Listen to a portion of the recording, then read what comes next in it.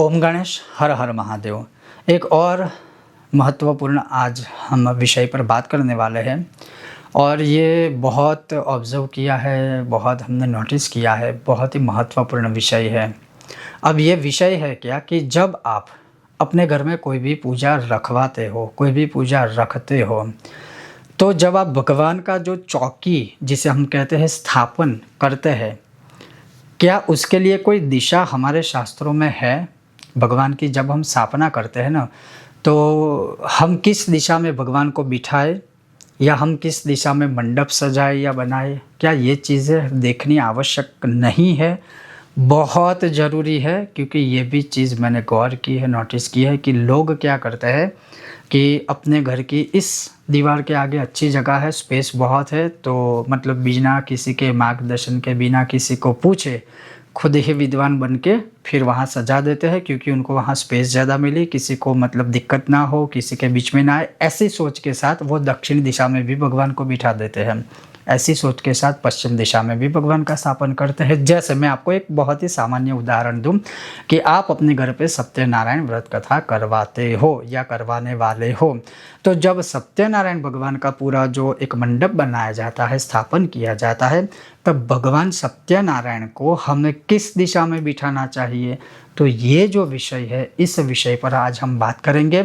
अगर आपको यह विषय वीडियो पसंद आए, लाइक करें, शेयर करें, चैनल पर नए हो तो सब्सक्राइब कीजिएगा। तो चलिए शुरू करते हैं। अब जो उदाहरण मैंने आपको दिया या दे रहा हूँ, जब आपके घर में सत्यनारायण व्रत कथा आप करवा रहे हो, सबसे पहले आपके वहाँ जो ब्रह्म देवता आने वाले हैं व्रत कथा करने के लिए, ये उदाहरण है कथा का, लेकिन ये नियम हर एक पूजा में लागू होता है देवी देवताओं के। चाहे वो नवचंडी यज्ञ करो, चाहे वो शतचंडी यज्ञ करो, चाहे आप अपने घर में सत्यनारायण व्रत कथा करो, चाहे आप लघु रुद्र यज्ञ करो, चाहे आप कोई भी भगवान की पूजा पाठ करो, ये नियम हर जगह पर लागू होगा। तो आप सबसे पहले सत्यनारायण भगवान को कहाँ बिठाना है, मंडप कहाँ सजाना है, स्थापन चौकी कहाँ करनी है, वह स्वयं तय ना करें। आप विद्वान ब्राह्मण को पूछिए कि हमारे घर में किस दिशा में हम भगवान को बिठाएं, क्योंकि हमने ये चीज़ बहुत देखी है। इस बार हमने गणेश जी में भी देखा, वैसे गणपति में वो गणों के स्वामी है हर जगह के, तो आप किसी दिशा, लेकिन ये वैलिड भी नहीं कहेंगे हम। तो मैं ये कहूँगा कि बहुत जगह पर मैंने वो अपने कंपास में मोबाइल में देखा कि किसी के वहाँ मतलब नैऋत्य कोने में भगवान का स्थापन किया था, किसी के वहाँ दक्षिण दिशा में किया था, किसी के वहाँ वायव्य कोने में किया था, जो टोटली गलत है। इतना अच्छा कर्म, इतना अच्छा व्रत, इतनी अच्छा पूजा आप करवाते हो और एक छोटी सी गलती करके फिर उसको निष्फल बनाते हो, क्यों?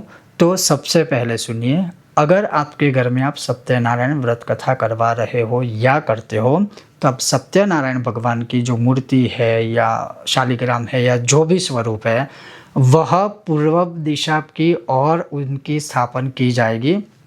उनका स्थापन पूर्व दिशा में किया जाएगा, अर्थात जब हम बैठेंगे तो हमारा मुख पूरब की ओर जाएगा और जो हमारे सामने सत्यनारायण भगवान है उनका मुख पश्चिम दिशा की ओर जाएगा।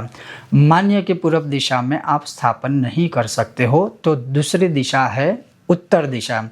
भगवान सत्यनारायण उत्तर दिशा में बैठेंगे, उनका मुख या उनका स्वरूप दक्षिण दिशा में देखेंगे, और जब हम बैठेंगे तब हम दक्षिण दिशा में बैठेंगे, लेकिन हमारा मुख उत्तर दिशा की ओर जाएगा। अगर मैं संक्षिप्त में कहूँ तो हमारे घर में हम जो मंदिर की दिशा रखते हैं तय करके कि किस दिशा या कोने में मंदिर होना चाहिए, उसी तरह से भगवान के स्थापन भी होते हैं, भगवान की चौकी भी होती है। जब आप कोई व्रत कथा पूजा अपने घर में करवाते हो तब अभी ये हो गया है, हर जगह पर हमने ये चीज़ नोटिस की कि अगर घर का ये कोना खाली लग रहा है तो वहाँ सजा दो और वहीं पर भगवान को बिठा के पूरा व्रत कथा पूजन करो। दक्षिण दिशा या दक्षिण साइड की दीवार खाली है तो वहाँ सजाने के लिए, या मतलब पूरा एक प्रकार से कहे कि सब कुछ सजा देंगे, लेकिन दिशा तो देखी नहीं, दिशा तो गलत थी। तो ये चीज़ ध्यान रखिए, ये छोटी छोटी चीज़ें होती है जो शास्त्रों से विरुद्ध होती है, और इतना अच्छा अनुष्ठान, इतना अच्छा कर्म करवाने के बाद भी कभी कभी आपको फल नहीं मिलता है। ये बहुत चीज़ों की ध्यान रखने की आवश्यकता है। कभी कभी हम स्वयं ही विद्वान बन जाते हैं या पंडित बन जाते हैं, लेकिन जहाँ पर जो जिसका काम है और जो उसका जानकार है, आप उनसे पूछिए पहले। आप जिनको पूजा करने के लिए बुला रहे हो उनको पूछिए कि हम इस दिशा में सोच रहे हैं, क्या ये दिशा सही है? तब जाके आप वो प्रिपरेशन करिए। घर में जहाँ पर भी खाली जगह लगे तो वहाँ पर ही भगवान को बिठा दो, ये सही नहीं है। जैसे बहुत लोग क्या करते हैं, 4-4 5-5 रूम का घर लेंगे, बेडरूम अच्छे अच्छे बड़े होंगे, सब कुछ करेंगे, लेकिन अगर आप उनके घर में मंदिर देखो तो मंदिर सिर्फ इतना होगा, और वो भी कैसी जगह पर रखेगा, वो हमें ये कहेंगे कि हमने ऐसी जगह पर रखा है कि वो किसी को नड़तर रूप ना बने, मतलब किसी के बीच में ना आए, किसी को दिक्कत ना हो और किसी को डिस्टर्बेंस ना हो। ऐसी जगह पर कोने में भगवान को किसी भी जगह पर बिठा दिया, जैसे सीढ़ियों के नीचे, जैसे और अन्य जगह पर जहाँ होना ही नहीं चाहिए। तो ऐसी चीज़ें मत सोचो, ऐसी चीज़ें मत करो।